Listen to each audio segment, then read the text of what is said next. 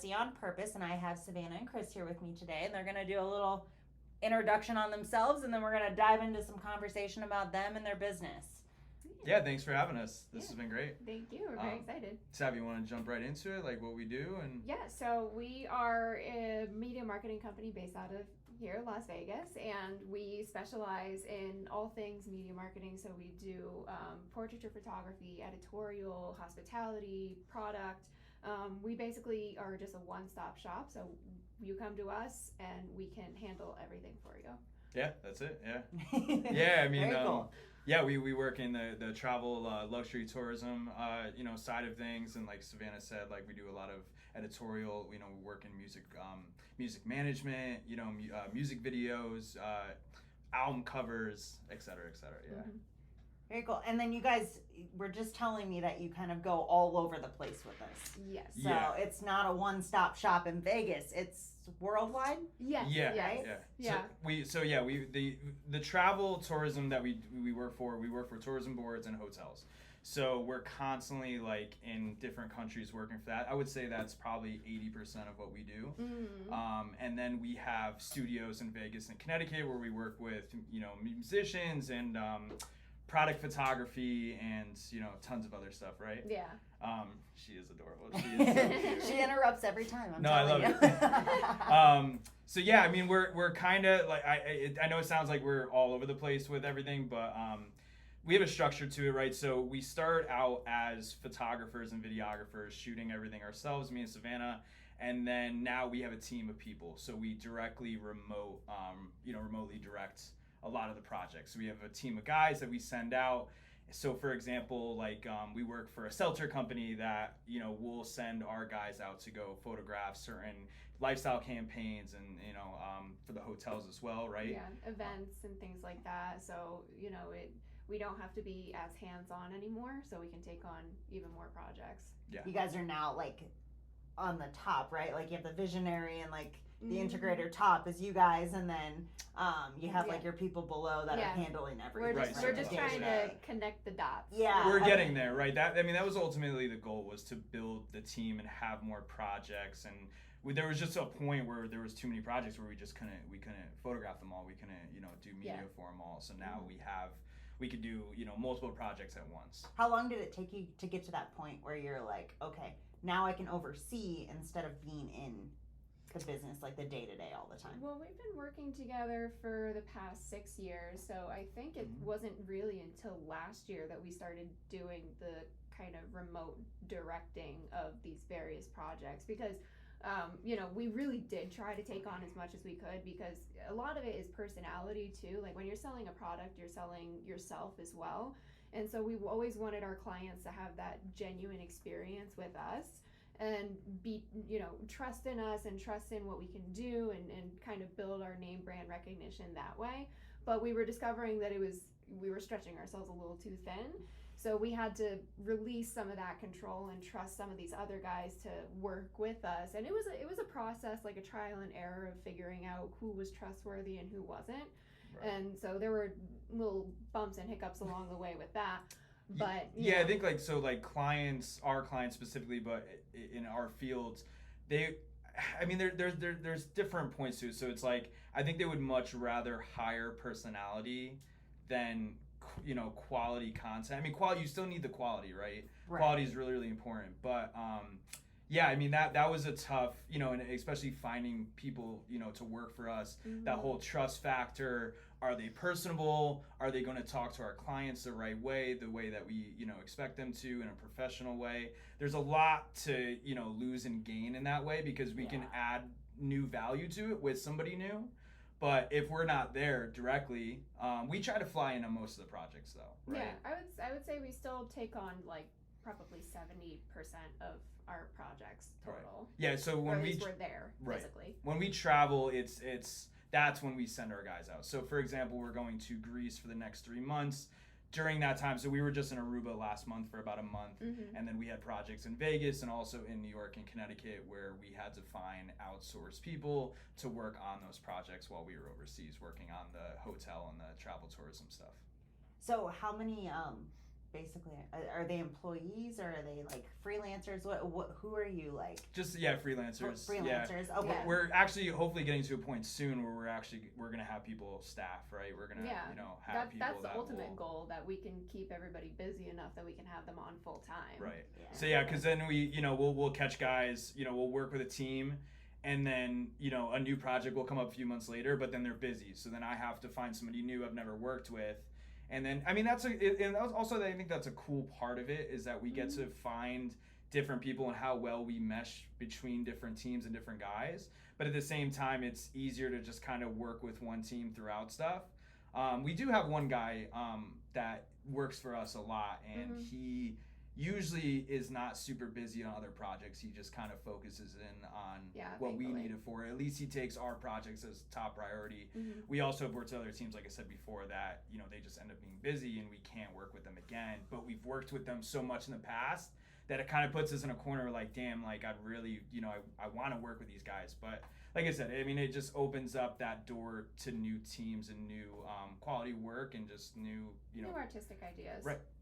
Yeah, I mean, especially in like an artistic type of like industry, you kind of like want that different kind of look at things, right? Like it changes depending on who you work with and like their vision versus your vision and like how they collide. Yeah, that's where it comes down to that like quality versus I don't want to say quantity, but just more like personality, right? So it's like, because I know that old team, how they worked and how they handled the professional connection with my clients, but it does offer that new quality, the new creativeness of their craft, right? So there's that push and pull.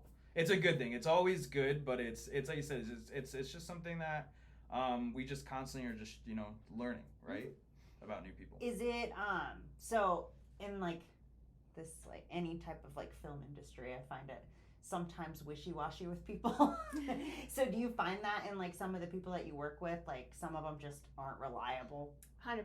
Yeah, 100%. Yeah, we've actually had issues with people in the past where we've had like very strict deadlines, and they would be giving us saying that, oh, I will have it done by this date, and then they just drop off the face of the earth and we don't hear from them. We've had somebody that we've had a great relationship with for years that did a lot of our projects, and they just messed up on a really big project on a deadline, and that falls on us because they're part of our company for that time.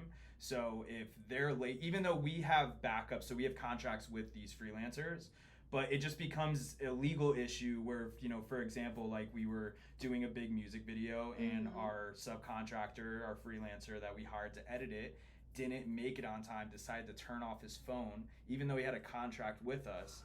And that falls on us, right? So it's like, then I'm having to, that was a mess. Luckily, and then we have to appeal to the client, start apologizing and things like that. Right, yeah. So try to mitigate the issues. But luckily that was a once in a blue moon thing. That has never happened before as far as like missing a deadline.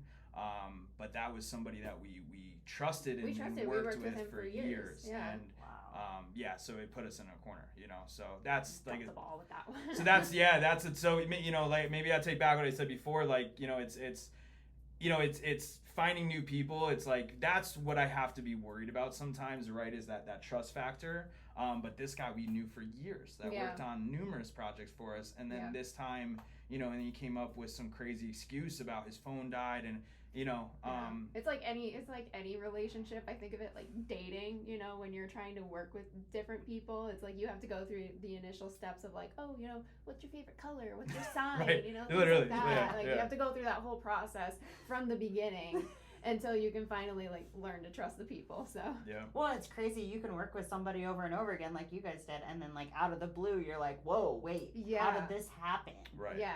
Like you didn't expect it, you trusted them, and you just sometimes don't know people fully enough to know like they could throw you something. 100%. Yeah, that is a hard thing. And it's funny that you compared it to like a relationship, because I talk about all the time about how like connections in any relationship you have to work on, and like even a business one, right? Like if you're not like constantly working on this, you don't really know how that person's going to handle something when it's thrown at them. Right. Yeah, no, literally, I think work can be, how they compare it to sometimes like high school, and there's certain like office jobs can be like high school. our job can be like a relationship. Yes. You know. Yeah. The creative world is interesting too because I feel like it's a mix of like people that never grew up too. Yeah, So, yeah, right. That's a good point. Yeah. Because I've done a lot with like the film stuff, right? Like with like being in like short films and like I don't know. I helped a friend like produce a couple things and like it's like it's funny because the actors remind me of children, like literally adults that have never grown up. Yeah, that's I like that. Yeah. I think too, you always have to be like a little bit crazy in order to be in the creative industry. For sure. Like, there's Too. something a little bit wrong with Yeah. you're a glutton for punishment. Because in the otherwise creative you think industry. too logically to be able to think creatively. Exactly. Yeah. Well, that's how we kind of balance each other out. Like when we met 6 years ago and we ran right into this, I'm crazy, dude. I'm definitely like, I'm lighting stuff on fire and photo shoots and I'm breaking glass and, like I'm just doing really crazy. I've always been like that, like within my, my process of creating art. And when I met Sav, it was like, you kind of like, you're more like an ABC. I was like, where are the contracts? Where's the Right. where's I'm the just trusting people to send me money at that point. I know. I'm like, if somebody gets injured, like, how are you protected? Right. You know, Taxes, right? Make sure we're not getting everything. audited and Getting their Yeah. W-9. Yeah, literally, yeah. I didn't know about any of that stuff. Like I was just kind of, when I had my business, I had an LLC and I had everything, but yeah, I didn't know like how much. So we balance each other out that way, right? Mm-hmm. But then Sav will sometimes have to take me back and be like, Chris, that's a little crazy, like you're right, 100%. I know, and then I have to interpret like his brain and his thought process a lot of times. yeah. So I try to explain it to people a little, and it's like he's throwing all these ideas out, and I'm like, okay, well, logically, this is what we can do. Right. Here's I'm how very, we do it. very spontaneous. I just think of that South Park episodes like, good luck everybody, I turn left now. Like, I don't know if you've seen that, but that's... I love South Yeah, Park. me too. Have you seen the new ones? Yeah, Yeah. they're great. They're Yes. fantastic. We've been binge watching them. But, I literally, like, I'll just... Especially, like, in production. Yes. I've been working on production sets for the last 15 years, and I don't know, I feel like I'm not an oddball when it comes to that, but I'm just so, like, spontaneous and crazy, and, like, as far as, like, I'll just think of ideas on the spot. And then, Sav, you'll kind of, like, have to come in and be like, like, hold on. Bring you back to reality. Yeah. That's good, though. You need the balance. So, when you met 6 years ago, like, were you dating at the same time? Like, is that how that all happened, or, like... Yeah, well, What? you can jump into Well, it. yeah, what was the process there? Well, Like, so we met 6 years ago when we were both living in Connecticut. He was visiting from LA at the time, and I was still living in Connecticut. And we started dating, never had the idea that we would work together. Like, I was not a creative person. I was not in the creative field at all. what'd you do before? I was an anthropology major, so I was planning on going back to school, getting my master's, like doing all that stuff, just going into like research and all that. And you traveled Boring heavy, so that's. I did, yeah. It meshed well when we started we ended up dating. bonding over Okay. like the travel and things like that. So when we started dating, actually, one of our first dates, we went to Tokyo, Japan. Yeah. From Yeah, Very cool. I know, very first like date, crazy, yeah. Yeah, but You I was went, like, you went crazy on that one. Well, actually, it was Sav's idea. Yeah, it was. I was like, even better. I was like, let's figure this out right off the bat. The best way to know somebody is to travel with them. So if we don't get along while we're traveling, like this isn't gonna work. Right, So yeah. I was like, I don't want to waste any time. Yeah, and we you didn't know? kill each other on that trip. That's got to be like a top like first date of all time, right? It was sick. Yeah, we went for like 4 days. I used to live there a long time ago, so I knew the area pretty well, Tokyo specifically. But you had family there. Mm-hmm. But basically, what happened was it was on Black Friday, I think, right? We were looking at tickets on Black Friday, and we were planning the trip for like next year. And we wanted to go to LA or like Florida, keep it within the US just to, have somewhere local and safe, I guess. And I was living in LA at the time, but sorry, I know this, I'm doing a little side story, but we met in Connecticut where we're both from. Savannah was living there and I was there visiting. So that's how we met, and then I decided to stay for a few months. Yeah. So we were going to go back to LA to... Yeah, he was going to show me around, like where he was living and LA in general. But as we were looking at prices, and it was super expensive. It was like $600 for both of us to fly to LA from New York. And we're like, okay, well, just for fun, let's see how much it would be to, go somewhere else. Yeah. And so we found $400 round trip tickets to Tokyo for both of us. Out of New York. New York. And we're like, why not? Yeah, I mean, it just made sense, and it was Yeah. just a very spontaneous. I've always wanted to go. He's been, so we thought it was a good first time. Right. You know? Yeah. I think that is awesome. It was sick. Yeah, it was definitely a very memorable. And then we worked with one of our first hotels there. Yeah. Which was Park Hyatt, Tokyo, where they filmed Lost in Translation, right? With Bill Murray. Bill Murray and Scarlett Johansson. I believe so. I think. It's a famous hotel from that movie, or I think just famous hotel in general. Yeah. But I was already a year deep into working on hotel campaigns, so when we booked the ticket, I started hitting up hotels around that area in Park Hyatt, and that was the first one I think you modeled for. Because that's how it started. Savannah was modeling in the hotel campaigns, and I was just shooting. So I would bring my camera. We would do like a small Instagram, social media campaign for the hotel, and then we'd either sometimes do a trade, right, like a a free collab, or they would pay and have like a certain amount of deliverables, and then in order to save money on models or an extra model, Savannah would jump in and do a lot of the campaigns, right, and it fit my aesthetic, and that's how it all started, right? Was that, and then so that trip basically started it all, your first date. Yeah. That's amazing. Basically, yeah. And then after that trip, I would jump in and model for hotels more often, or I would help with some of the campaigns. And as I became more involved, I realized that this was actually a lot of fun, and I wanted to become even further involved in the business. So that's when we decided to form Sin City Creative.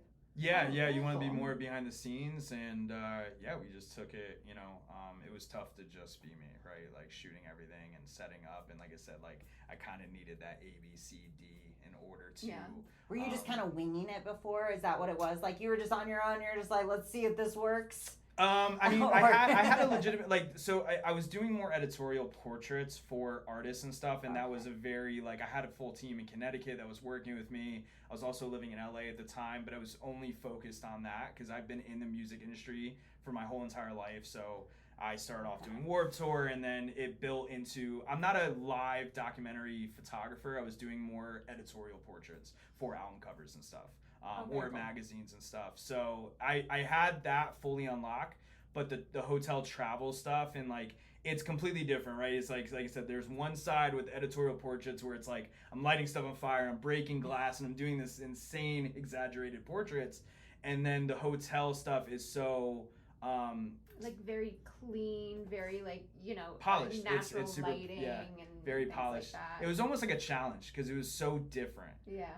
And I it's enjoyed. Like polar opposites. Yeah. You can be way more creative on the other stuff. Right. You can't light the hotel room on fire. Right. Well, and that was the kind of cool part about it was once I got a hang on actually doing that polished, clean aesthetic for hotels. How can I incorporate that aesthetic? Or the editorial portrait aesthetic, not burning stuff on fire, but how can I incorporate that really artistic side into the hotel stuff? And so we're constantly trying to find that right now too, because we work with a lot of artsy new hotels. Do you find it easier with some of the more modern hotels that already have a unique feature to them? You know what I mean? Instead of the old school 100%, right? You know what kind of changed our direction with we should incorporate our exaggerated style into the hotel stuff was it the Cosmopolitan in Vegas? Yeah, they did a marketing promo, a TV ad where it was, you said it was a hotel room and there were just panties lying around everywhere. It was very sexy, very edgy. Super edgy, yeah. And not something that you would normally see for a Hilton or a Marriott or or things like that, you know. Right. So it was, we saw that and we're like, oh, like, so people do want that edgier quality. They just don't know it, like, because it was a hit. Like, it was such a big, huge campaign. Right when the Cosmo released, right when they came out, I'm pretty sure that was like their first promotional campaign ever. Yeah. Was you know, I forget what it is. It's like One Night Stand or something like that, where, like I said, it was like a shot of like a girl's underwear on the bed, and then like the blurred out. It was done tastefully. It wasn't, you know, raunchy or anything, but it's straight Vegas style. It was super Vegas. That was another reason why I was like, you know, we came. I don't want to say we came to Vegas to work with these hotels, but Vegas always had that artistic side and just more edgier side, and that's totally us, right? And we you know, we work for Marriott, and we do the very clean and polished look for certain clients, but we do love the, you know, that's what we started off with, you know.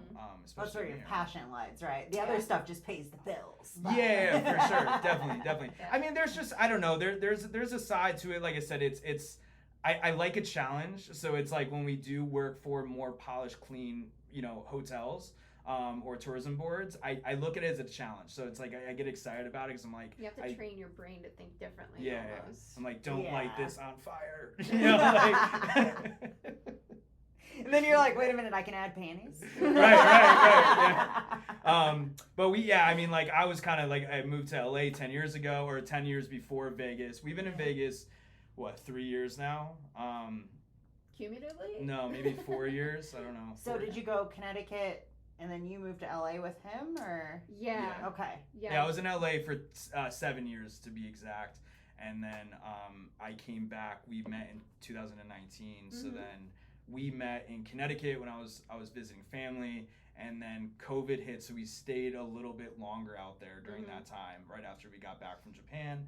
And then how was that for business and stuff as you COVID? Yeah, COVID, because I don't know, this is just always a question because I'm curious on how people navigate through the I strived whole thing, you know. I strived during COVID. Anyone that wasn't scared did. No, I know 100%. That's exactly what it came down to. Well, yeah, right. But even then, like in the very beginning, we were doing the whole like 6 feet distance and masks. Well, we didn't know what was happening. Yeah, and then we didn't know what was happening. Some of the states were like harder than others, right? Like if you didn't follow the rules in California, it would be really easy for somebody to turn you in. Definitely. Connecticut was harsh. I was in Colorado and it was harsh. And we're 45 minutes outside Manhattan, so like it was, all the highways were shut down. Everything was, and like at the time, nobody knew what was happening as far as COVID. So until we learned about it, and then I was like, oh, like I don't want to say it was a glorified flu, but it was just. It was something that I didn't want to be afraid after a while. I think a lot of people felt like they didn't want to be afraid after a long time, right? Yeah. And we know people that have passed away from COVID, so I definitely don't want to say it was glorified flu, but I definitely think that people were more scared than they should have been, and. But it took a while. It took the whole world a while to figure out what is going on. Is this a zombie apocalypse, or so we didn't know like how it was transferring. So we were like sanitizing everything. Oh my God, sanitizing the groceries. Literally come back from the grocery store with the bags and wiping down the bags. Wiping down the bags with gloves. Yeah, we. Oh, you were way more cautious. Oh man. We were going. Well, like I said, I traveled more than I ever had that year. Yeah, nice.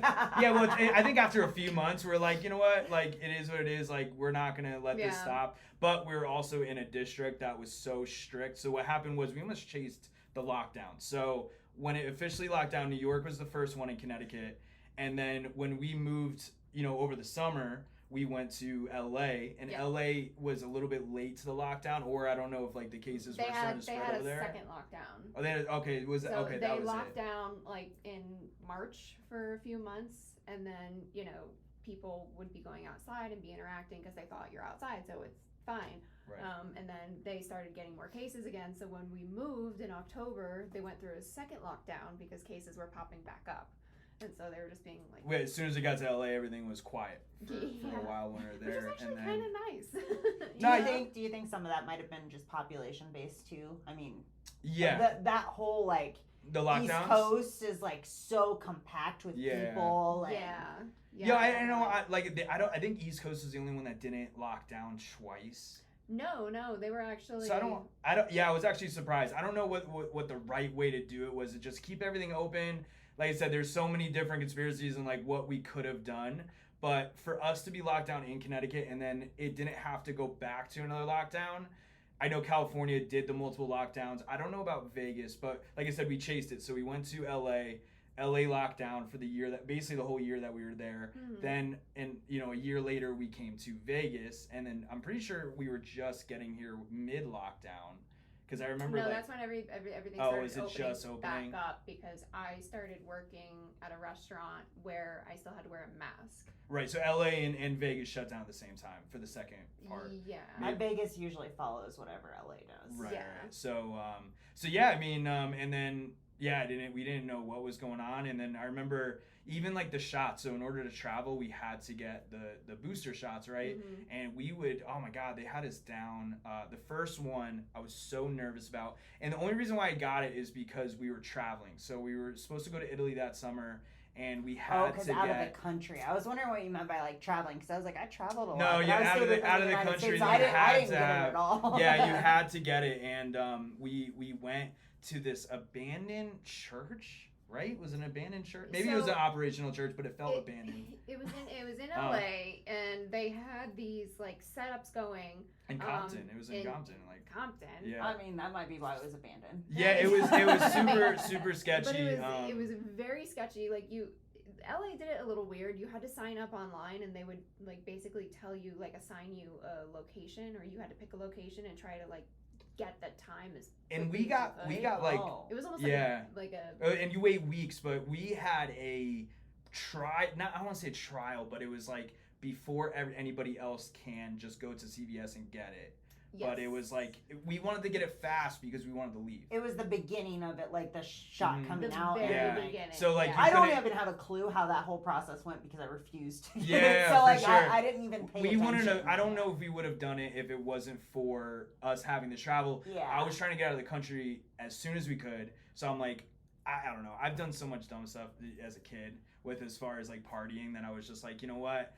I wasn't afraid. Like my body could take it. I was like, you know what? If this is what takes me down, this is it, right? I just wanted to travel because we've been standstill for so long, and so yeah, we ran to go get it, and it was super sketchy, but I'm still. I was traveling during that time because I don't know, like it's kind of such a weird time going out of the country, right? Like everything's so unknown. Nobody's really like everyone's up in the air. Yeah. I think it was kind of nice actually. People like. It was quiet. It was quiet. Yeah. We like quiet. People were keeping their distance. Like people were wearing masks. Like especially on planes and things like that. We're constantly like hearing people cough. And, that's the one place I can get down with the whole mask thing is on planes, because I get sick every time I travel. Yeah. And people are disgusting, and people are coughing, open hand. But during COVID, they were cleaning them. They don't clean them anymore. What, but the planes? they were like sanitizing. Oh, right, now they're everything. actually, They're not doing that anymore, for by sure. the way. Yeah, definitely. Yeah, I think it was just, I didn't mind that, the distance, and we didn't mind it. I was just, traveling was great during that time. I just didn't know how it was going out of the country. Yeah. But like traveling in general, like we went all over the place. Yeah, like, there was no traffic, and it was great. I definitely. No, it was great. And when we got overseas, because they had such heightened restrictions for people traveling, like you had to have the booster within a certain amount of months and things like that, and you had to prove all that. It was the boosters were even like.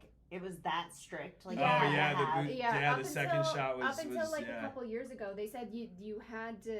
Certain countries said that you had to have the vaccine within a couple of months before you were traveling to that country. Right. So we would we would be like hitting points where like I think it was like a few days before the trip. Like we're like rushing to get the booster. Remember, because it was like just hitting that area of like. During the trip, it would have expired. Then we risked the chance of getting stuck in that country. So then we had to get the booster right before we left the U. Yeah, it was a pain. Oh, wow. It was a pain. It was So, like, if you're in another country and it was coming up due, did you have to get it in that country? Like, could you do that, or like, how did that work? I think like, so. how do you get home if no, like? I don't think so. I think that they were lenient in regards to that. It was just more so like if you were entering the country, you had to make sure that you were vaccinated. But you can go home and it's fine. Yeah. I guess I don't really remember, right? I mean, well, because the U.S. didn't have any restrictions. I thought you as far had as, to like, get it. back. I thought you had to get it over there. Mm-mm. No. No. Okay. I guess we never ran into that issue, right? No. I just remember one time we were rushing to get the booster before we left. Yes. That's for sure. I feel like because of all this restrictions, there probably wasn't as many people going out of the country. Like, I don't know many people. Like, you guys are filling me in for the first time, like, on how all that worked. Yeah. It was a pain. It wasn't, besides, like, the actual traveling, it was easier for us to travel around. And I didn't mind that part of it. But I think as far as, like, I didn't love that I had to inject myself with something, a booster, in order to travel. Especially once, you know, we got a year into it and I started learning more about it. I was just like, oh man, like I got to do this again, you know? Thankfully they lifted all those restrictions, so there's no like requirement anymore. Right. But I'm very happy we're past that, and I know COVID's like still like there's new variants and all this stuff like coming out. Nobody gets sick like they did. No, 100%. You know, but it was a very I can't believe that we lived through that. You know, like I don't ever want to go through that again. You know, just like having to deal with, because there was a lot of downsides of it too. Even though I strived financially and work wise through it, I don't know. It just a lot of things didn't go back the same. You know, they still haven't. Right, they still haven't. Literally, I don't know if they ever will. I don't know if we'll see it. You still look around and there's people wearing masks. Yeah. And it was proven that they don't work. What cracks me up is when people are wearing the mask in the car by themselves. Oh my God, they're still doing that. I still see crazy. that. And I just look over and I'm just like, oh my God, are you See, that's where it gets.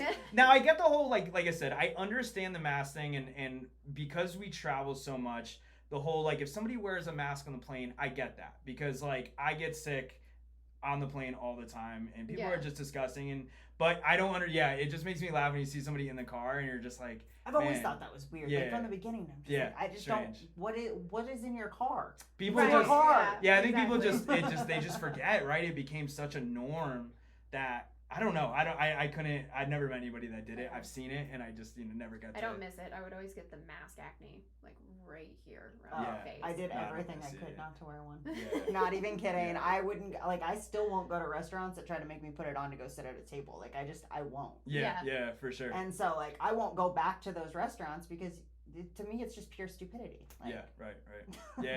Yeah, no, I'm glad those days are over. Definitely miss those days. So. It was interesting. But it's cool that you guys were still able to do business during that time. So, like, when you were traveling abroad to, like, go, were you still doing business in those countries, or like? Yeah, that's why we were traveling. Yeah, that was why I didn't know if you, like I said, I just traveled. The only tough part was we had certain regulations as far as hiring models, or if Savannah were in the shots. The hotels were especially hotels, they were very strict on mask wearing policies. So, and we also had to do campaigns with the mask to show, like, because nobody knew when it was going to leave. So it just made it interesting as far as our artistic, right? Like, but also wearing masks on set.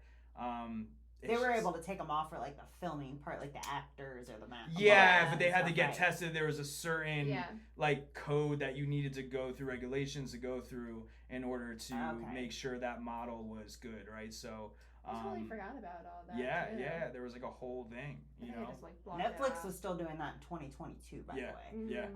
I was like on a background person, you know, on one of the TV series they did here, and like they were like trying to be super strict with the mask thing. Again, I fought it and I got in trouble. Where was it?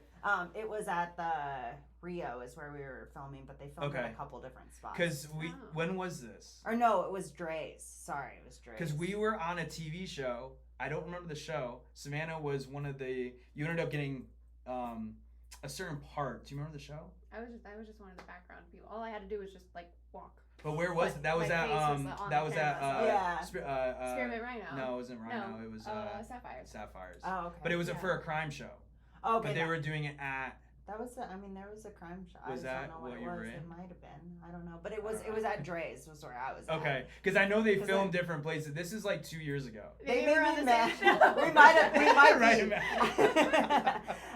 But it's funny because like they were like, well, we're doing this one like the next few days or whatever. I was like, I'm good. Yeah. I'm out. Yeah. Like, I'm not playing these games. Yeah, we've never done something like that before, right? We just got hit up for it, and just financially it was really they were taking care of us. So I was like, all right, let's do it. But it was like you were like my manager, because they pulled me aside at one point and they were like, okay, like we want you to do this walking. No, role she had where a your bigger face is gonna be- scene. where your face is going to be on camera. It was and Chris you is and- like, yeah. okay, like, how much more? Like, he's No. like, come on, my client here, you know, needs to be compensated. What happened was they pulled Savannah aside with 2 other people that were going to have a bigger part instead of, we were in a scene with like 60 people.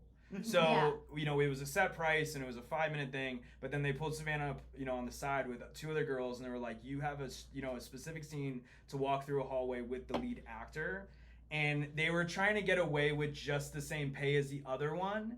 And I was like, no, if it's a bigger scene, you should get paid more, right? So like, I went up to the producer and I was like, yeah, we either walk or like we're gonna get paid more. Like if this is a bigger scene, that's how it works in TV. So you're lucky you had him there. I didn't have Yeah. anybody there. And I I got the same thing that happened. It was like a pool scene and like you had to walk up and like hang out with like the bad guy. Yeah. I was hanging out with the Russians. That was fun.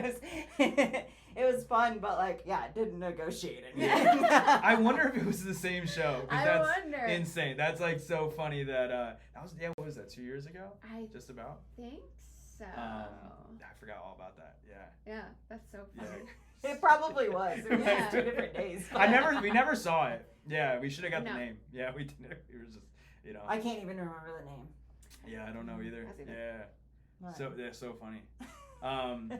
So yeah. So anyways, with COVID, how we really strive with COVID was, so I was back visiting my parents. My parents were actually, so we're from Connecticut. They were moving down to Charleston, and that's when me and Savannah met. Savannah was working at a wine bar down the road from me, and we're from my parents' house. And when I decided to stay, I stayed because I could have gone back, but then when we met, it was so new in the relationship that I didn't want to give up everything. So I decided to stay in Connecticut, see where this went between us, and then So there must have been sparks right away, right? If you wanted to stay and figure out what was going on. For sure, right? Like yeah. it was like something you just knew there was something there. yeah, and it It was was like usually when you first meet somebody, you don't necessarily like want to stay for 3 months to Yeah. inconvenience yourself. yeah, no, there was definitely We had been talking for months before that, but yeah, casually, online, like we were yeah.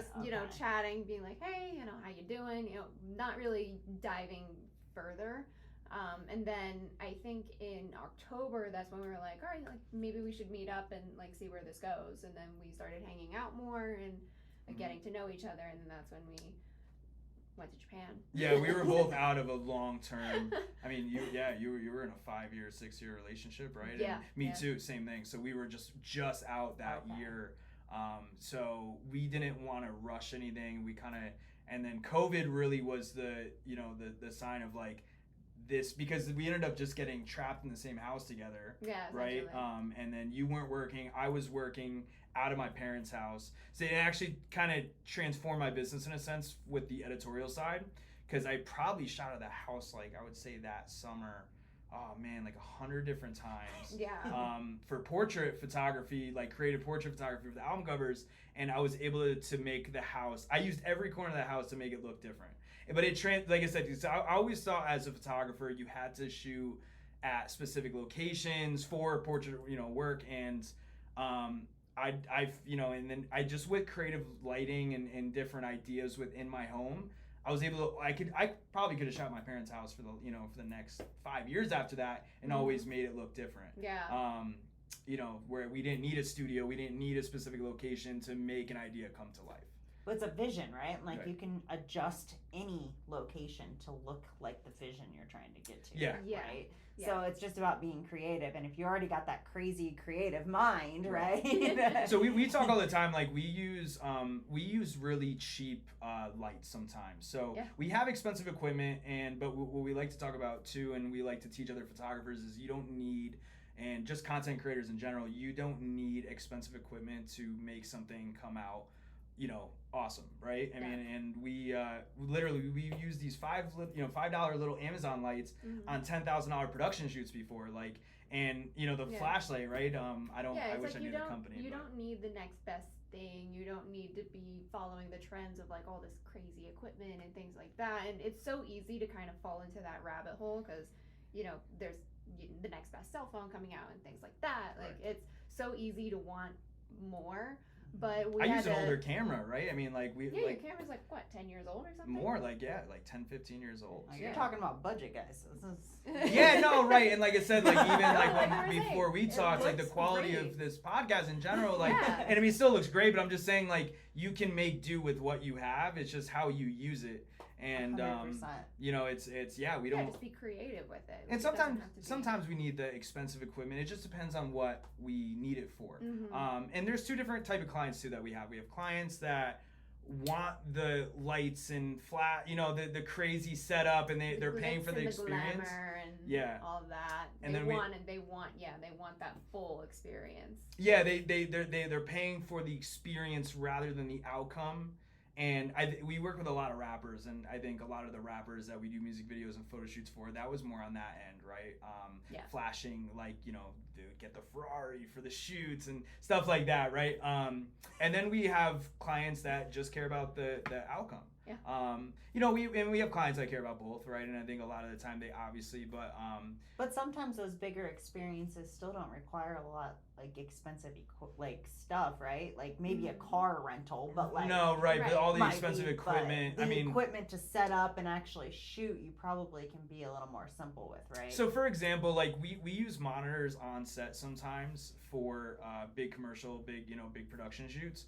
Sometimes we don't need them, but we have them out just to make it look a little bit more, right? I'm trying to think what other equipment that we sometimes Well, just set out certain. We have the full like gimbal setup with the handlebars and the mic and the monitor and things like that. So sometimes we have that whole setup, but most of the time we really just shoot handheld. Like you don't really need all that. I'll have the monitor on top of the camera that's huge, and it's really for the person behind me to see it, but I'm really just looking at the small LED screen that's that's on the camera, because that's all I really need, and it's just to make it look bigger than it is, right?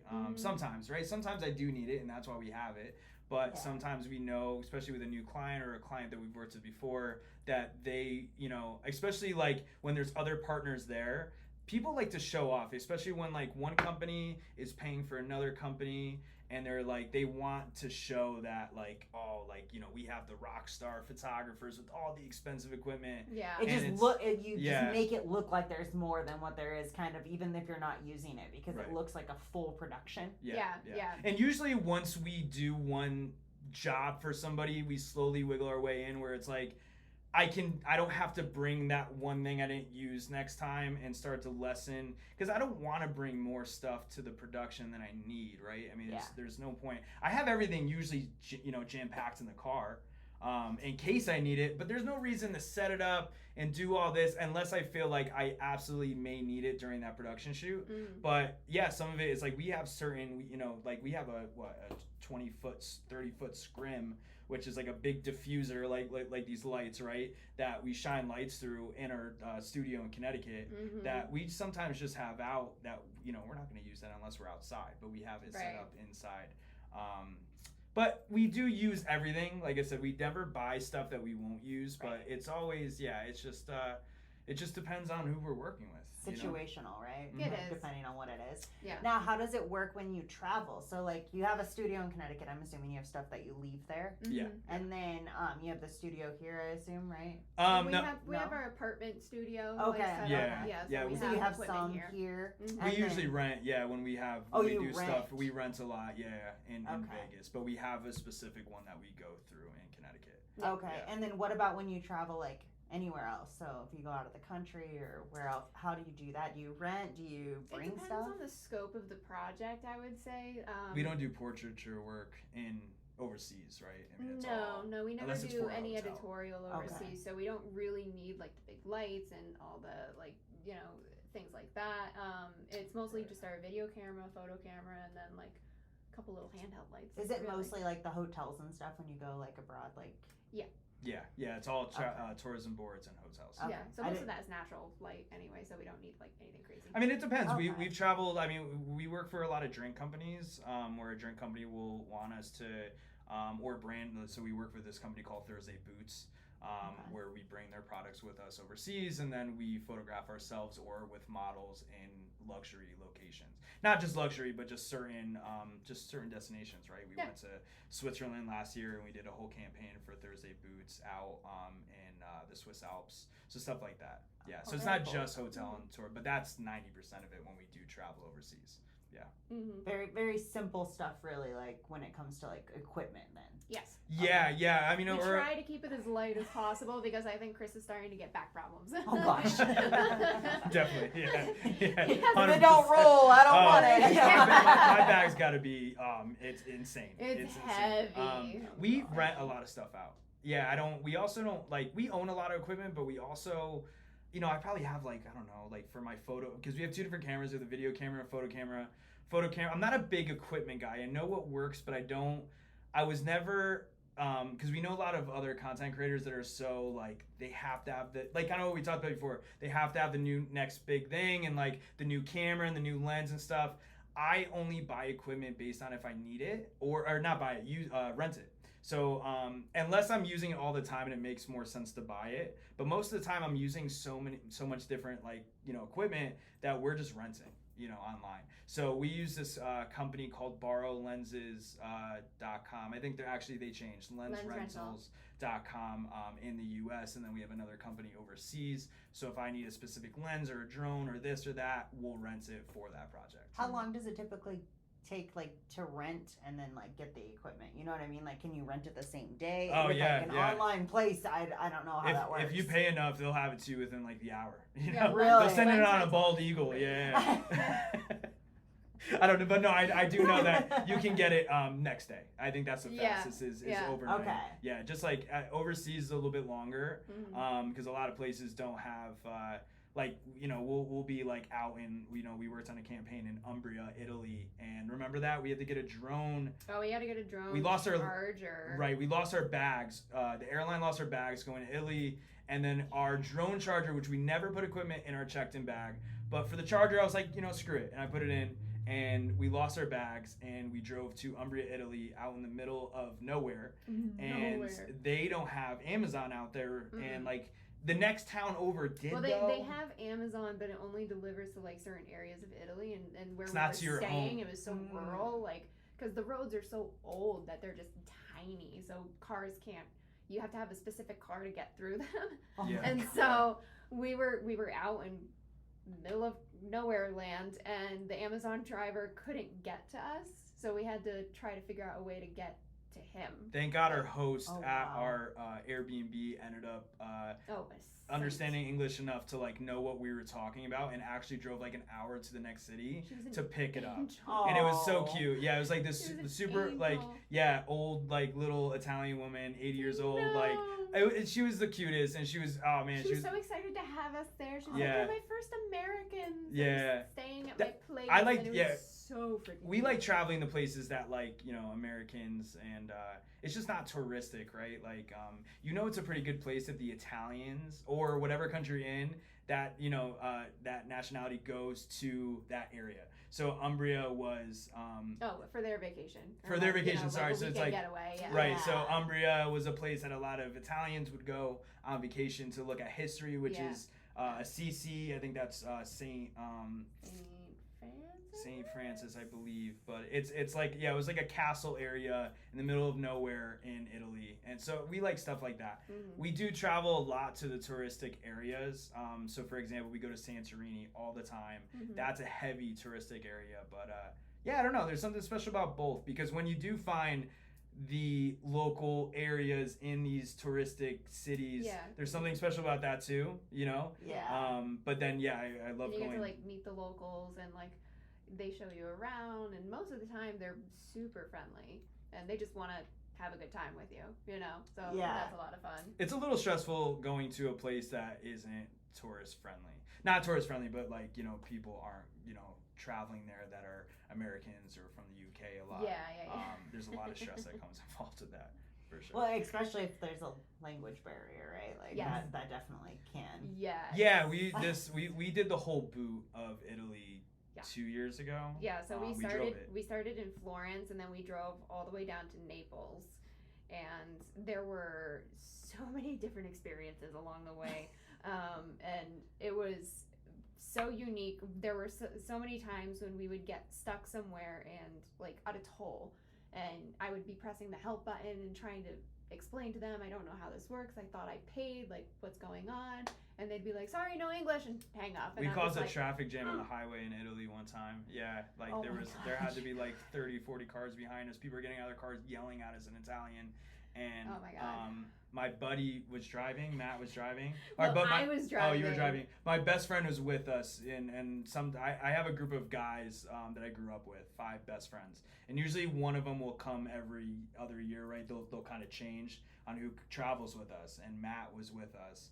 And, yeah, Matt's traveled with us for the past couple of years. You're right, he's come, yeah. Yeah. But yeah, oh my, and you know, that was, talk about like, oh my they didn't speak any English at the toll, so we don't know what to do. Luckily, I think like there was enough screaming through the intercom of Italian that, I don't know, because the people behind us were talking to the people in the intercom, because, you know, nobody's understanding anybody except for, so they ended up opening it, but they weren't opening it for shit. Like, they literally wouldn't open it. I'm like, they didn't speak English. I'm like, no, they're I like, don't know what to you do. have to pay. Don't speak English. Bye. Like. Yeah, it was crazy. So stressful. Oh man, super stressful. Yeah. So we've encountered a lot of stuff like that. Yeah, traveling is not for the faint of heart.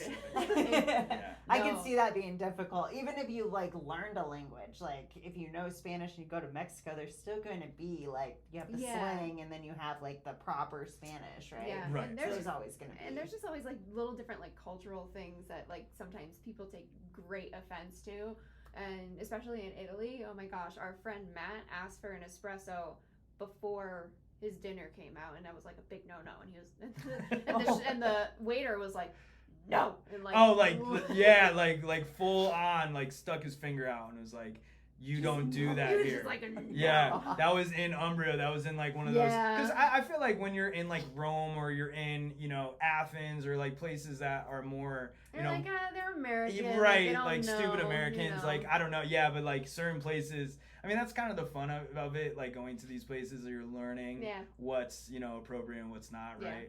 Who knew ordering a coffee after 10 a.m. was before dinner or before dinner? Yeah, right? Yeah. It was a big no-no. I think it's even I know, crazy, right? insane, yeah. It's funny. So I did a podcast with another lady that does. She basically goes like nomad, like abroad. Yeah. And like she basically coaches people on learning how to do that, and she takes them with her and all of that stuff. And she said there was like a crazy situation where she was like on a bus and they pulled her off the bus and took her to an ATM. They didn't let her grab her stuff or anything, didn't tell her anything because obviously there's a language barrier. Brought her to an ATM because she didn't have like extra money, because you had to pay like more than just the ticket that you got. Oh my and God. It was like, yeah, it sounded so scary. I couldn't imagine doing that. Yeah, that's insane. Yeah, that's no. insane. Luckily, we've been the only time that like we had, I don't know, that we've had our car messed with. That was the only time. Oh yeah, we had our car keyed. Right. Oh my God, they was keyed your car. Yeah, some local kids like keyed our car. Yeah, and that was the. Do you know who did it? No. They said we were in Tuscany and like it was just, they said we a were bunch at of local kids. Yeah, we were at a local restaurant and like we didn't park weird, like we didn't, you know, we're in No. Tuscany, so it's not like we ran anybody off the road or like Just some kids just being kids. But we're the only car that got keyed. Because they knew you're American. I thought that because it was like you were in this like restaurant and we were definitely the only Americans there. And I think the waiter even said like maybe it's because you guys are foreigners, right? I don't know if it's just American in general. Yeah, but, not from here or whatever. Yeah, it was just you stood out enough. Yeah, for sure, definitely. Yeah. And it looked like a rental, you know. For sure. We've had issues. I mean, we've had a bunch. Like we've gotten, you know, Mexico, right? We could tell the Mexico story. We almost got detained in Mexico. Yeah, well, we did. God, that'd be so scary. Well, we did get detained. We didn't almost get detained. We just didn't go to jail. Well, no, they pulled detained. us to the side. Yeah, so I guess technically we did get detained and we almost got arrested, but they pulled us to the side. We had a layover in Cancun, and we were so exhausted. Oh my God, it was a very long day. But we're leaving the airport to go to our hotel, and we have all our camera equipment with us, and some of the boxes look like a little sketchy. You know, they're big foam boxes, so they can kind of look like gun cases a little bit. So it definitely big Pelican cases. Yeah, it's a little sketchy. So the Mexican police took one look at us and they were like, "Come here, we need to do a bag search on you." And I don't even know if it was police. I think it was like military because they were like full camouflage, like the big guns. Would make sense. Or military police or like something. Yeah. But yeah, they instantly pointed us out, and I'm obviously like, I don't know. Like I have full head tattoos, and when I'm in my airport attire, I'm like, I don't know. I look a little bit more rough than normal. And you just look like trouble. Yeah, I guess so. Yeah, it's okay. My husband does too. He has tattoos and a bald head, and he just stands out everywhere we go. Yeah, getting my whole head done was like a blessing and a curse. Just because we definitely I definitely get more eyes than normal, right? Yeah. Especially in other countries. Well, this is like the second day I got my whole head done. Oh my god. So it was just like perfect timing, right? It was just like, so they pointed at us, obviously with these cases. I had like my head like freshly, and I had like a black hoodie on and black pants and sunglasses on. You did not do yourself justice, did you? You made it worse. Yeah, literally. And they pulled us in a back room, and what happened, long story short, was we were going to a wellness hotel. We bought CBD gummies because we don't smoke. So we bought CBD gummies that don't have THC in them, but they have the marijuana leaf on the gummies. I'm a very, like we were talking about before, I'm a very spontaneous person. The head tattoo is spontaneous. That was within a day. So anyways, where I'm going with this is with this hotel. We're going to work for this hotel for 3 weeks. And Sav's like, you need to learn a way to relax, because like I just can't relax. Like I get panic attacks like sometimes like in a massage chair. I cannot sit still for the life of me. I need to constantly be doing something, working. ADHD. I relate. Right? I totally get it. And so Sav's like, let's buy CBD, and like we're gonna finally relax. You're gonna take enough to like chill. And it works too. CBD does chill you out. Right. Yeah. So without like that marijuana. Exactly. Right. And I can't smoke anymore because I just get full anxiety from it. So my spontaneous self bought $1,500 worth of CBD, and which I shouldn't have. Yeah, I just kind of went a little bit too. Because he was like, I'm gonna try everything. Like he bought gummies. I'm gonna take as many and I'm gonna bring it all with. So I'm bringing $1,500. We're like spacing it out between the two suitcases. It has all these pot plants on the gummies, well, right? It didn't make it look any better by spacing it out. No, and of course I didn't know, but it's legal. So it's like so what happened was we were flying to Aruba to work for a hotel. Our flight got delayed, so then we stopped in Mexico. And it's legal to bring it to Aruba, but it's not legal to bring it into Mexico CBD. Really? You can't CBD? Yeah. Bring in any marijuana kind of the amount product. of illegal drugs that come over the border the opposite way. Oh yeah, well this is where the story gets better. That's the thing. So oh my god. So when we were leaving the airport, like they pulled us aside, they wanted to do an extra search on us, and so they find all these CBD products with the marijuana leaf on it. And like $3,000 in cash because we were gonna transfer it into the local currency. So we just looked like we're dealing, weed. You had the look and everything. It looked bad. Okay, it looked really bad. It did look bad. So they were like, all right, we're searching the rest of your stuff. They confiscated all the CBD, and they were basically like, look, either you go to jail tonight or we take this stuff and you can leave. And we're like, take it. They had to bring somebody out to drive like special for us because nobody spoke English in the Cancun airport. So they had to bring like a supervisor, but also like he spoke English, and he had to come out. And I thought we were gonna get arrested that night, but this took hours, like us being detained in this little room. And we had to explain to them, we're like, look, we have a flight leaving tomorrow. We're not staying here. Like, we're not. We weren't supposed to even. We weren't even supposed to be there. And honestly, if our layover is an hour later, we would have been fine because it gets transferred to Aruba. But the fact that we had a 24-hour layover, or not even 10 hours, it was like Cancun is weird. You have to leave the airport after a certain time. I don't think the airport stays open. Yeah. And that was the whole issue, was because we're leaving the airport. So yeah, they came and they made us throw it all out. Yeah. Luckily they didn't keep the cash, which I thought they might take the cash, but they didn't. But they had to throw out all the CBD, which was the least of my concern at that point. So I'm like, let's just get to Aruba.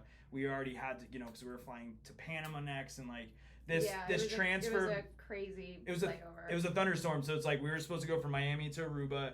Instead, we had to go from Miami to Mexico to Panama to Aruba. It was like it was like 2 or 3 days. So we had another like 18 hours to go before we got to Aruba. So we were just exhausted. You could have used the CBD at We that could have point. used it. Definitely. We would have needed it. But so the next day, we're going to check in at the airport, and we're going through security. It's this dinky little security, like metal It is like detector. rusted and bent and everything. It's hilarious. They don't check anything. They don't check our bags, nothing. Oh yeah, you keep your shoes on and walk right through. But we've Yeah. been through a lot of countries that are like that. Yeah. But it's so we get on the flight. We're sitting in our seats, and we start, chatting with the guy that's next to us as we do. And he's telling us how he's from the area. He's from Cancun, and we were telling him about how we almost got arrested, like coming in. And he was like, "Oh, they tried to arrest you guys for that?" And he pulls out a switchblade out of his pocket. And he's like, "I walked through." it's not like a little one. It is like one of those, like the blade was this big. Oh my god. And the nicest guy ever. It wasn't like Super he was. nice. And yeah, he was just like, oh, like they don't care what leaves. They just care about what comes in. Yeah, and that's insane. crazy. Right. Crazy. So, yeah, he was like, "Oh man, I'm so sorry that happened to you." I'm like, "Thanks, buddy." Oh man, yeah, that was a few years ago. Yeah. Luckily, no airport incidents since then. At least but you haven't gotten arrested. Definitely, with that 100%. I was Yeah. worried. Yeah. I don't think there's anything like let alone going to jail in the U.S. Like just being arrested overseas. I don't know what we would have done.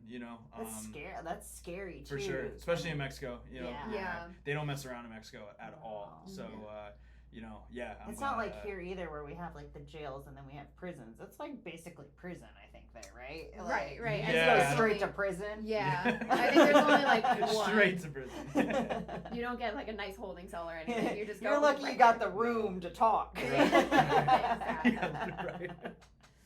Oh god, yeah.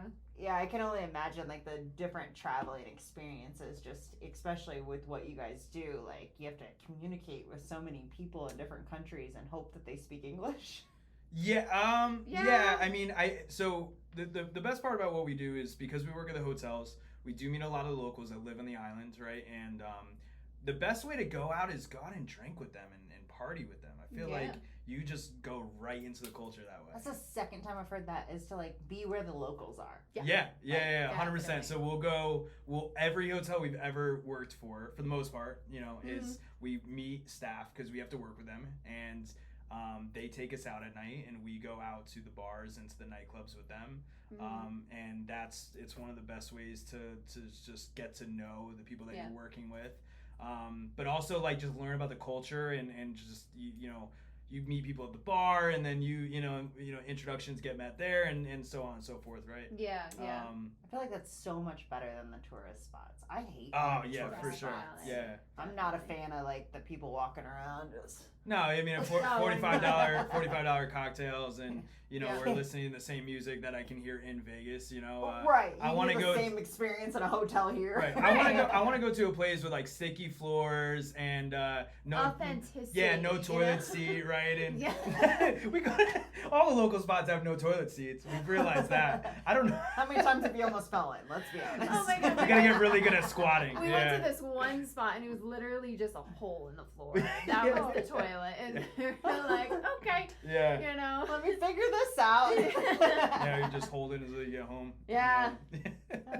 Happens.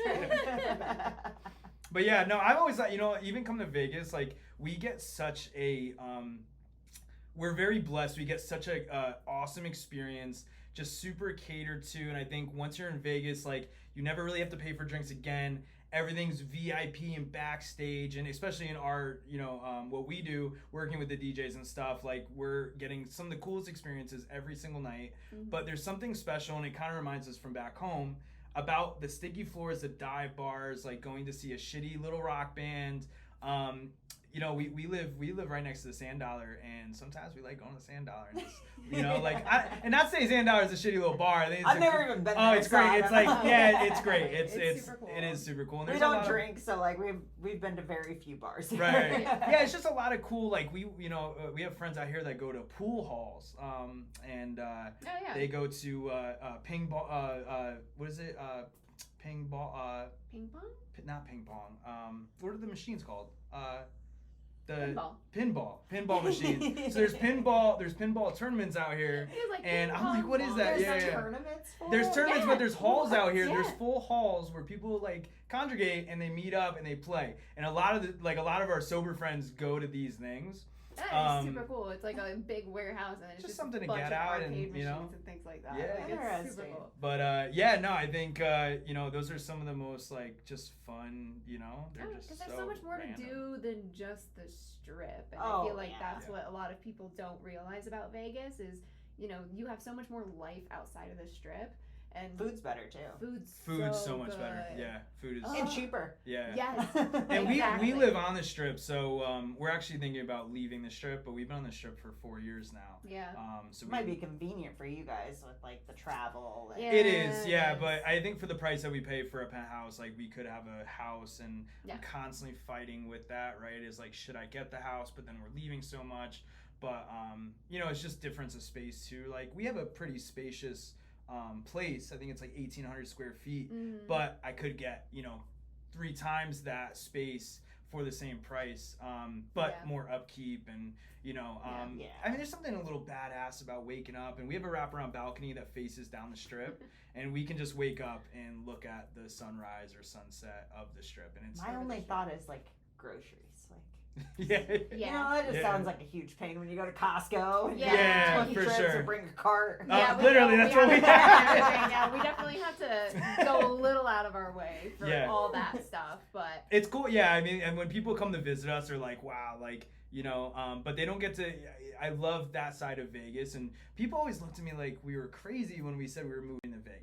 I thought we were crazy when we everyone decided. does. I think everyone does because all they have in mind is the Strip. Yeah, Exactly. They don't partying. realize that there's so much more to it, and like not only that, like what we love about Vegas is there's stuff within a couple hours on every direction. Yes. So you can go to California, you can go to Utah, you can go to Arizona, and all of it's so close, and there's such cool things. That's why we moved. And the flights out of Vegas are great. Like it's so cheap. I think the hotels and the airport. Yes, the airport's great. The airport's fantastic.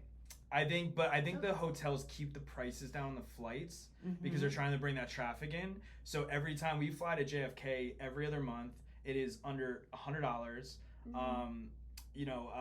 To LA is nothing, right? Like, but we just drive at that point 3 hours away. I could have had like $25 tickets to Arizona. We go to Scottsdale all the time and like super cheap to Scottsdale, but everything is drivable. I like that about it. We'll go to Scottsdale, we'll go to Los Angeles. We just came back 2 days ago from Paso Robles, California, which is where we were the last month for a job up there. And it's just, I don't know, it's just so pretty. Even going to Utah, right? We've gone to Utah a few times. Up to Denver wasn't even a bad drive. We drove to Denver one time. Denver's a beautiful drive. Because you go through, all of Utah, which is crazy. It looks like it looks like at Mars. Yeah. So beautiful. Have you guys been to Moab? No. It literally looks like Mars. Like some of like the rocks and oh my god, it's beautiful. We went through Zion. Right? Am I saying it right? Zion, yeah. Zion. We went through Zion. We didn't stop. We wanted to spend a weekend there. That's on the bucket list. Bryce Canyon's right there too, which is really cool. Is it? Yeah. Yeah, we gotta explore more. Like I want to see like the actual national parks that are close. It's even going like an hour north or something. Like the environment just completely changes. Even like over by Reno, like there's some what's the lake up there? Tahoe. Tahoe. Also Yosemite. I know these are farther places, but they're worth it. Yeah, I've only seen sequoias. I've been to the Red Forest, the Sequoia Redwood Forest. I think that's called. Yeah, we went up there.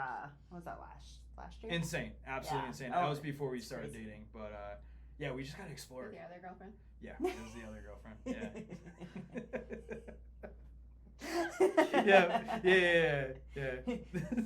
At least you didn't mistake it, right? This is the side girlfriend. I'm sorry to tell you. Yeah, we'll see it soon, baby. I promise. We'll see it. But we did like basically went up the coast to the bottom part of Oregon. Cool. Which was really cool. But like I want to do the rest of like the whole Pacific coast because you get into Washington and the rest of Oregon. We wanted to do the PCH all the way up to Washington. I've never been to Washington. That's I would love to. We've been to almost every state except for Washington, right? Just about. Except a lot of like the upper north, East Coast West, too. like I used to have a house in Maine, and like Maine is one of the most beautiful. I want to go to Maine. Incredible. I don't like anything else about the East Coast. No offense. Yeah. I just don't No, like it. it's okay. That's why we came on That's this why we side. moved. Yeah. But yeah, I've never liked like how close everything is, and No, like, us I don't know. either. I feel like people are more rude.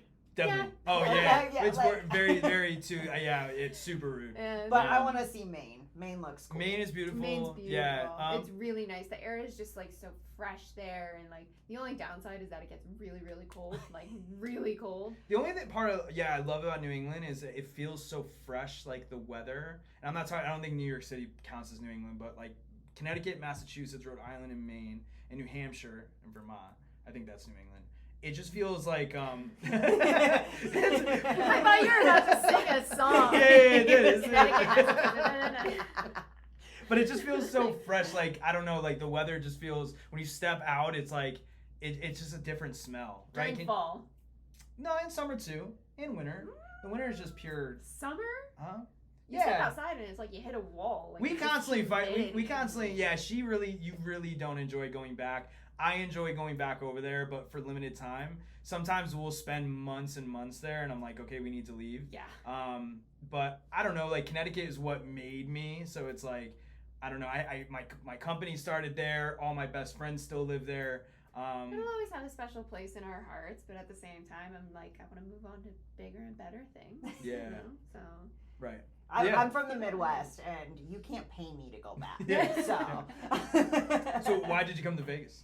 So we actually moved from the Midwest to Colorado. Okay. My husband just always wanted to live in Colorado. It's really, really. Oh, is that pretty. where you guys met? Is in the No, Midwest? no. Yeah, in the Midwest. Yeah, cool, yeah. And then we moved to Colorado, and Colorado's beautiful. Mm-hmm. But I don't know. I guess I'm a vibe person because the people didn't vibe. Yeah, word. Yeah. And so like after the whole COVID thing, we were just like, all right, gotta go. Yeah. And we looked around and we wanted to stay out west because just love it out here, right? Mhm. And I love Arizona, I do, Mhm. but I can't do the city of Phoenix because it's so big. Yeah. And this is like smaller and very similar, and like I can't do any of the states on the coast because they're just way too liberal for me. And then Right, yeah. so it was like we knew we wanted to stay out west. I didn't like Arizona, just wasn't gonna work. It's just too big. And we looked here, we liked it here, we liked how close it was to everything, and Yeah, we were for just sure. like, why not? Yeah. We actually thought about going to Scottsdale.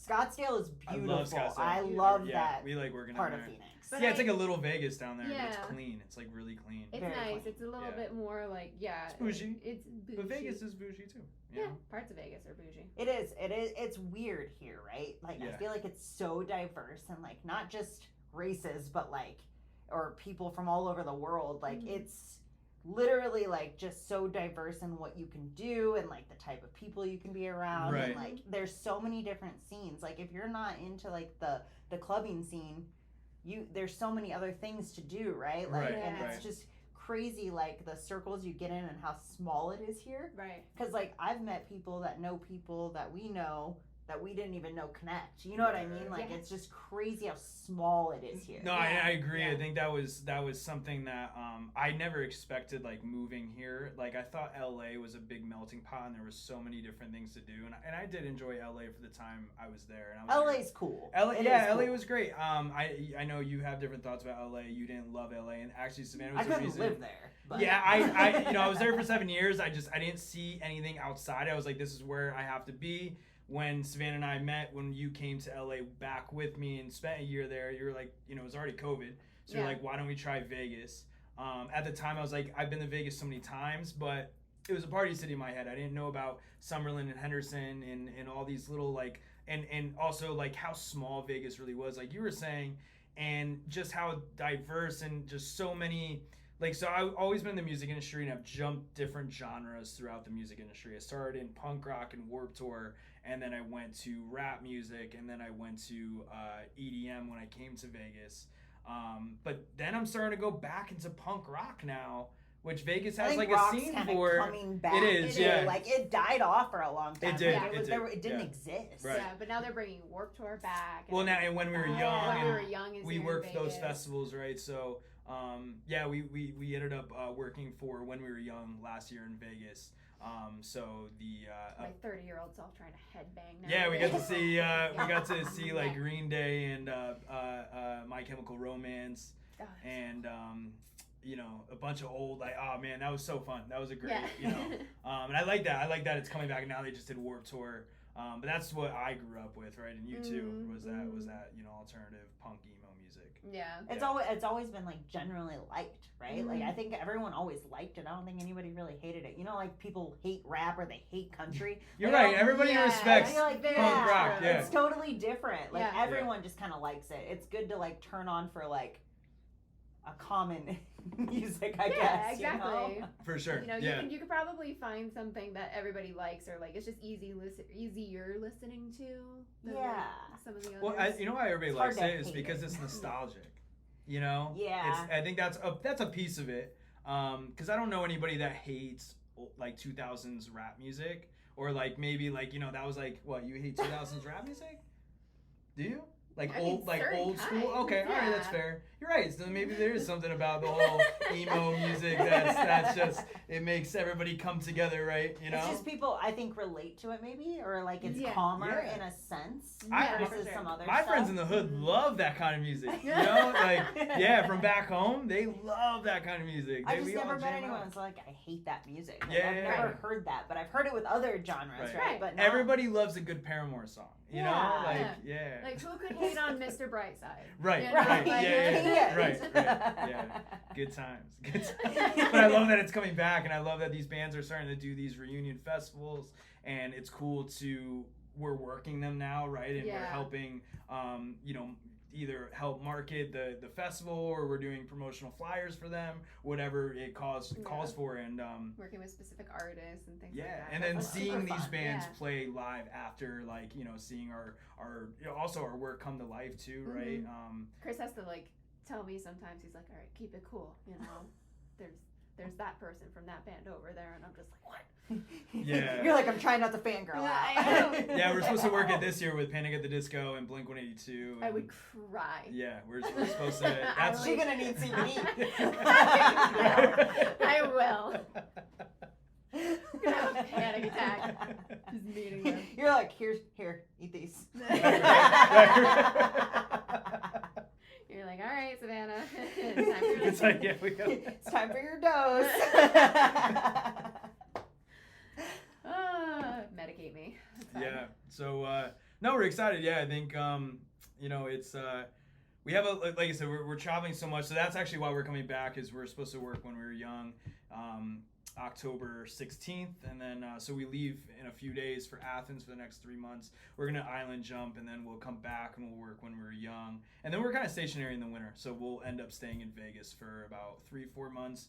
I say that it's because the weather's the best here during that time. Oh yeah, I love the winter's great. Going out is so much fun in the winter because it's just like, I don't know, everybody. And the best part about Vegas too that I didn't realize is that because nobody lives here, it's like when you meet somebody that does live here, it's like, let's grab a drink later, let's go get food, like let's do this, and it's like it just feels like family. And that's actually how we ended up moving here. Was we were on vacation here, living in LA, and we met a DJ that I was working for on the Strip, and him and his wife, Mikey Francis, and we work with him, but he's one of my best friends, our best friend. And they were so nice. They were like, oh, you guys are thinking about moving here, we're gonna take you to this place and this place, we'll invite you over our house, we'll cook you dinner. Like, they were just so sweet. I think people are like that here because you move here and like you don't typically have family here unless you're from here. Well, why is it like that anywhere else? Maybe, and obviously I haven't lived, you know, I've lived in a lot of major cities. Vegas is the first major city that felt welcoming, as far as you can be whatever you want, you can do whatever you want, there's no judgments here. It's just, you can, as long as you're not hurting anybody, like, we accept everybody and anything, and no other city in the world ever felt like that. I don't know what it is. Maybe it's because there's so many people from all over the world. Right. Like, it's not just all over the United States. It's literally all over the world. Right. Yeah, so many different walks of life just in one place. And if you're coming here, you have to be open to socializing and making friends, right? Because typically you're not here with other people. Right. And I think also like we talked about before, it being an edgier city, I think that's a big part of it, because I wouldn't say LA is an edgy city. No. I don't think there's any edgy cities in the U.S. except for Vegas. And I think that's that's part of it, right? Is that you have to be okay with that edginess and that other side. Sin City, right? You have to be okay with what Vegas has to offer, and it's So I think that's a big part of it. Overall, I love the people here. Yeah. The only thing is, and tell me if you guys have experienced this too, but people not being who they say they are. So like they're acting like they're this more than what they are. It might be who they want to be, which is cool, but like they lie about who they actually are. Yeah, because I think the city's very easy to get away with that. Yeah. I think LA was like that too. I think you can be whoever you want in Vegas, and it's they'll exaggerate or make something bigger than they are. Yeah. Most of the people I know out here, I don't know what they do for a living. I don't think they know, and I know you talked about this because I've seen it on your podcast before. But I don't think people know what I do for a living. We just kind of like have an understanding. It's really interesting when you don't even know what lane that person is, but you've known them for so long. I've known people for 4 years. I see them all the time when I'm in Vegas. I would consider them a close friend. I don't know what they do. I don't even know if I really care because they're fun to be with. And you know what I'm saying? But but I feel like people probably think the same thing as me. I mean, on social media, you can see what we do. But I don't know if like our parents feel like that, right? I mean, the constant argument between our parents is like that. Our parents do not know what we do, and they're like, how do they make money? They don't they don't ask questions, so it's like I think it just frustrates them. Because we're traveling all the time too, and they just don't understand. They're like, how do they can afford all this? And I think people just think we're constantly on vacation and we're constantly like getting drunk on the strip, like doing these crazy, Las Vegas. Things, and it's They probably think we sell drugs on the side. Yeah, maybe. I don't know. I'm pretty sure our neighbors think we do, just because my husband's a car guy. So. Yeah, it's like and like so we have friends like that, right? I have a friend that he has like 5 Lamborghinis that he bought outright, and I don't know what he does, but it's like I don't really care. It's none of my business, Like I don't know. Maybe as guys, like we're a little bit more like nonchalant. Like remember we would talk about it where it's like. I should get more information. We just talked about this. Oh, yes. I was telling him because he was filling me in on some drama that happened within our friend group. And I was like, oh, so what happened with this? He's like, I don't know. I didn't ask. I'm like, why not? If you're going to report back to me, you need to tell me the details. I think we had a friend break. We had a group of friends break up. And, I just went up to Savannah. I was like, like so-and-so broke up. And she's like, how? Why? I was like, I don't really know. I didn't get that far. I just kind of was like, I think it's our instant reaction as females to be like, wait, what? Why? Right. Yeah. What happened? Yeah, exactly. And so I was like, next time I'm going to give you a little note card. I'm going to write down the questions for you. So when next time this happens, you just pull out the note card and you can read the questions. You're like, oh yeah, this is what I need to ask. Exactly. So you can come back and report to me about it. Like, there's an ongoing note in your phone that's just like, ask these questions. Yes. Yeah. Right. We just saw on TikTok about it. That's what it was making me think of. Yeah. Yeah. Like, I've seen some videos on that. It's so true. The wife comes back with like, he goes back to the friend and he's like, who'd you break up with? And then it's like... Are you seeing anybody else? Yeah. Right. But it's funny too because on the opposite side of that, you guys will ask you, well, what happened? And we'll be able to actually answer it. Exactly. So you ask the same questions. It's just there's something always fun about a little gossip though. You're just like, nobody really knows, and you're just like, all right, like, why do you think? I gotta know why. I gotta know why. Yeah. Well, you're a gossipy little bitch. You love all the info, okay? Whenever I'm on the phone with somebody and I'm like, oh my God, he comes popping right in. He's like, what's going on? What's happening? So, well, you'll be like, you'll hear something, and you'll be like, holy shit. And I'm like, oh my God, like what's going on? And it's like something so tiny. And like you do that while driving. Oh no, you do that in the house. She also. I'm just like, what the hell? I might be going down the rabbit hole real quick, but you'll do this thing where it's like you'll see a hair on my shirt.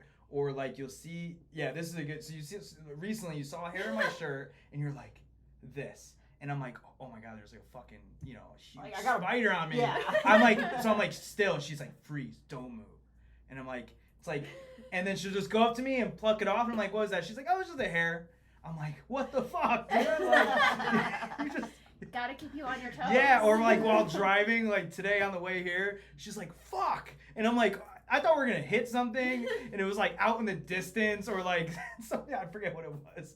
You know, it was like a fucking something really random that did not call for that extreme. But you're right. I am when you get I'm nosy. I like to know what's going on. Well, besides like I don't know, but then there's certain things that I just care less of. You know, I pick my battles as far as So that situation with our friend breaking up with the other friend, I'm just like, all right, like like cool. I seen it coming. Yeah, sorry to hear. Sometimes I'm like that too. Like I already knew that was gonna happen. Right. Yeah. Yeah, especially here in Vegas, I feel like it's there's a lot of drama here in Vegas. I don't probably everywhere, but yeah. I don't know. Vegas is. I don't know. It depends. It kind of like goes through its like phases. It's like sometimes there's no drama, everything's great, everything's fine, and then everything's happening all at once. But the best part is that we leave so much that we're never a part of the drama.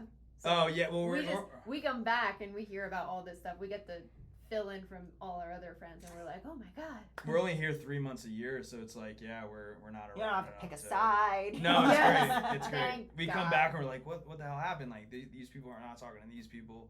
I think it's interesting being in a relationship and then having a bunch of other friends that are like, you kind of go into that circle, right? Of just like, and then it's really fascinating. That, I try to keep the circle very, very small. Mm-hmm. Yeah, very us small. too. 100%, it's easier that way. Definitely. For sure. And like I feel like you need to in order to have like genuine connections. You know what I mean? Right. Yeah. Yeah. No, we've met some really genuine people out here. Oh, there's some great people. Yeah, Especially because you're lucky because you get to meet people from everywhere, right? Like that's what I think is really cool. Like I think it's really cool to meet people from all over the world. Yeah, yeah.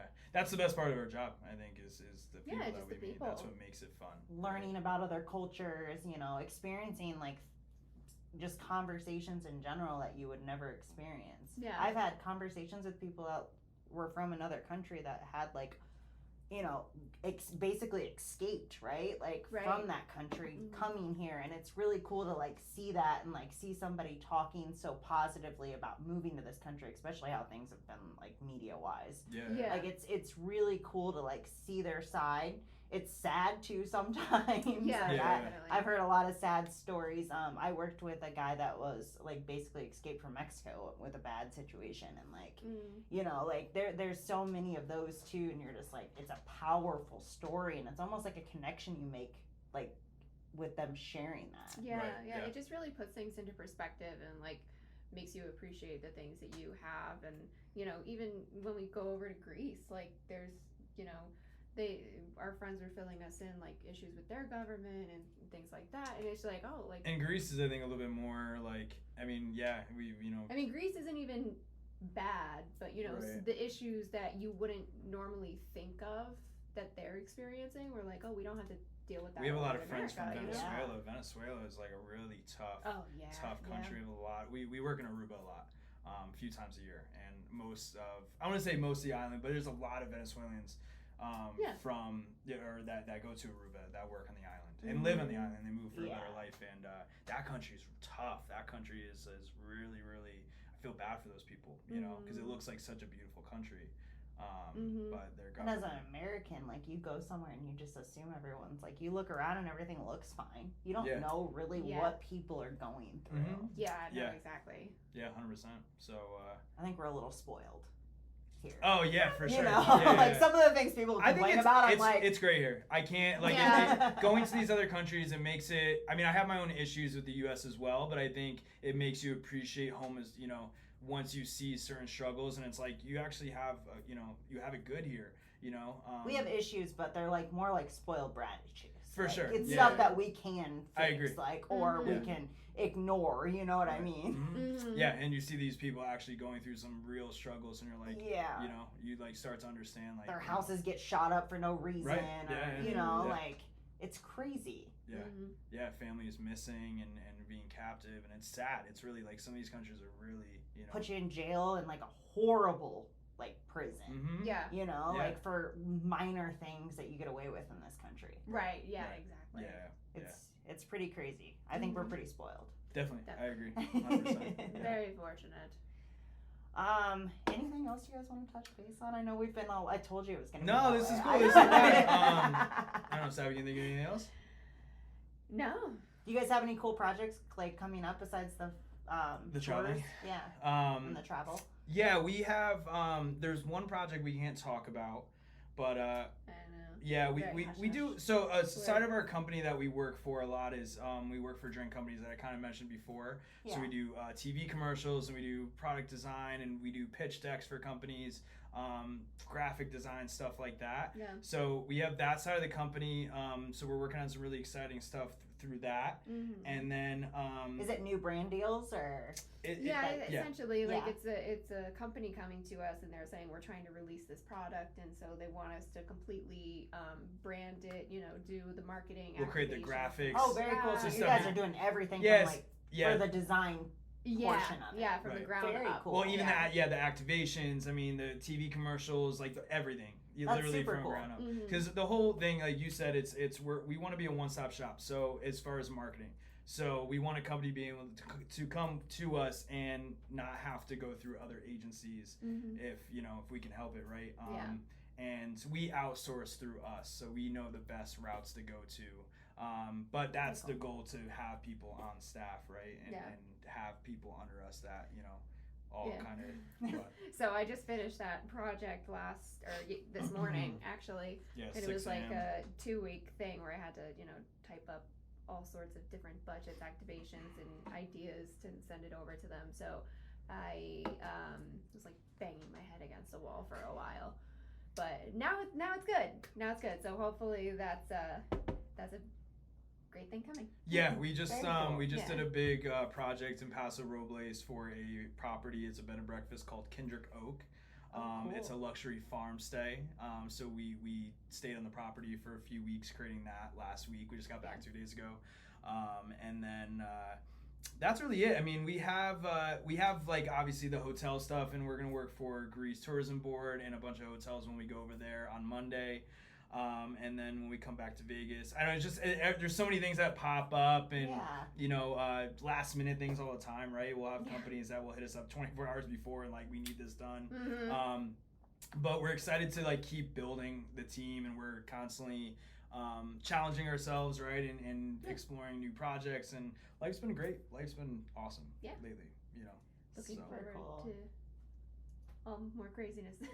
All the more crazy. It's good. Crazy is good. Yeah, crazy is good. Chaos is great. Definitely. Yes. So before we like wrap up, I just want to Yeah. ask you one question, because what stood out to me the most when I looked at your social media, like after we were chatting, was the cool photography, like the cool photos that you guys have done, and you said that you did it like you do real fire and like real crazy stuff. So, It depends on as far as reels. Sometimes we use Photoshop, but Okay.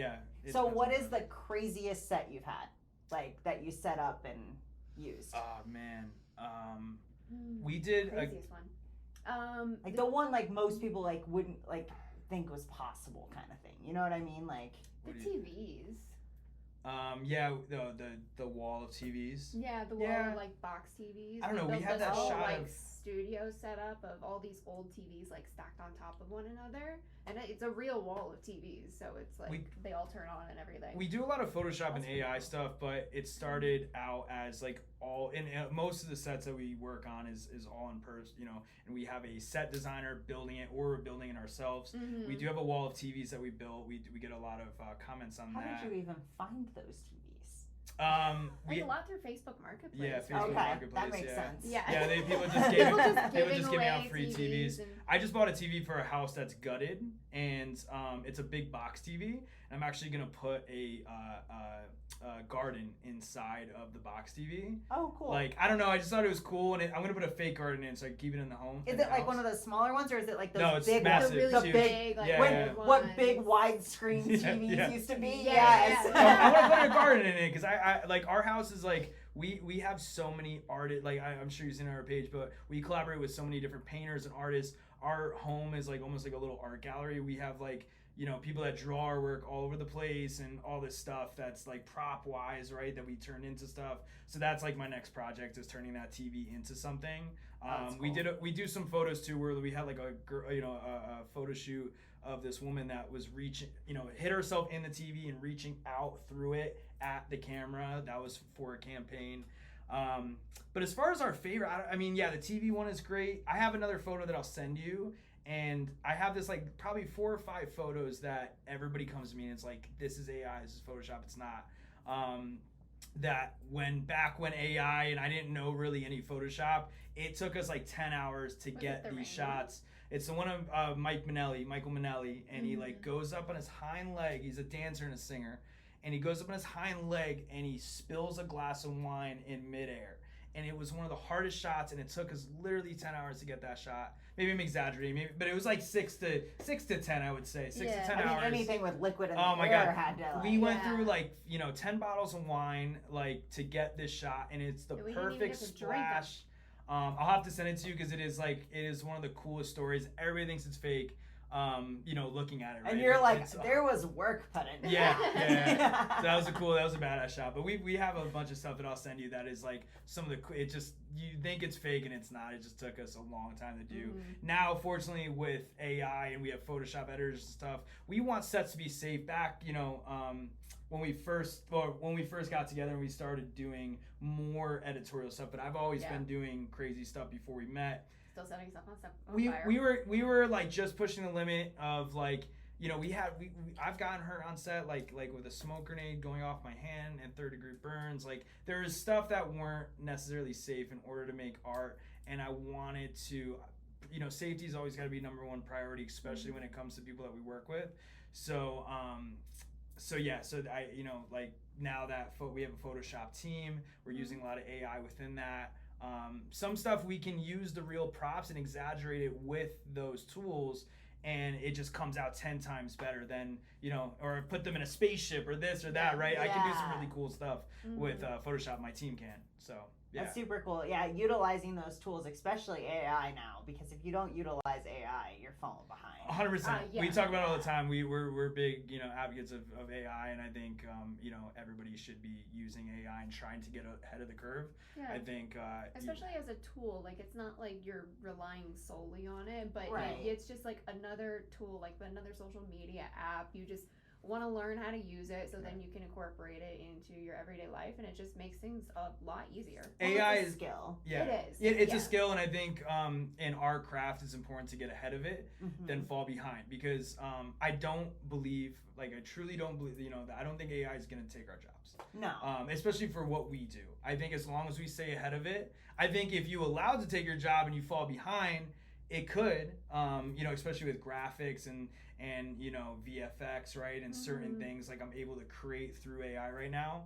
But if you're able to use it just as a tool, and you can double your work and make it really, really badass, right? So, you can do more if you know how to use it. I mean, I think people they think that it's just gonna just take over, right? Well, it doesn't work that way. Even if you use it, like you think you're going to be able to cheat sheet with it, if you don't know how to use it, you can't. It's just Google at that point. Exactly. Right, yeah, exactly. Yeah. So now I'm excited to see where it goes. And then who knows, maybe in 30 years I could be wrong, and it could be the next iRobot, and we'll go back to this interview and everybody can say you were wrong. I'm gonna go with we weren't. I don't think we were wrong either. I think if that happens, it's gonna be probably long after we're gone. Oh, for sure. I agree. I 100% agree. No, I think it's great. I think it's ChatGPT is awesome. It's a great format. I literally used it to make this. Oh, really? Amazing. I love it. Cool. Yeah, we use it a lot. I'm not artistic, so I could not make this otherwise. Yeah. it just kind of helps. Like we have, especially for me having, I'm so scattered brain. It helps kind of put everything into one, right? And it just helps make sense of stuff that I can't articulate like through paper, I totally understand, because your mind will go like 20 different directions, and it'll help narrow all those down. It was built for people with ADHD, I think. Yeah, I think you're right. Maybe that's why we use it. Right. All right, guys. So cool. Is there any last message you want to add on here? No. Stay in school, don't do drugs, and that's it. Perfect. Cool. I really hope that she didn't knock that into a weird position. Doesn't it look like it's off? Maybe. Oh my god, I'm gonna be really upset. It's definitely just on you guys. Is it just on us? Yeah. No. Which is no. fine. You sure? Yeah, it's fine. We'll roll with it. Okay.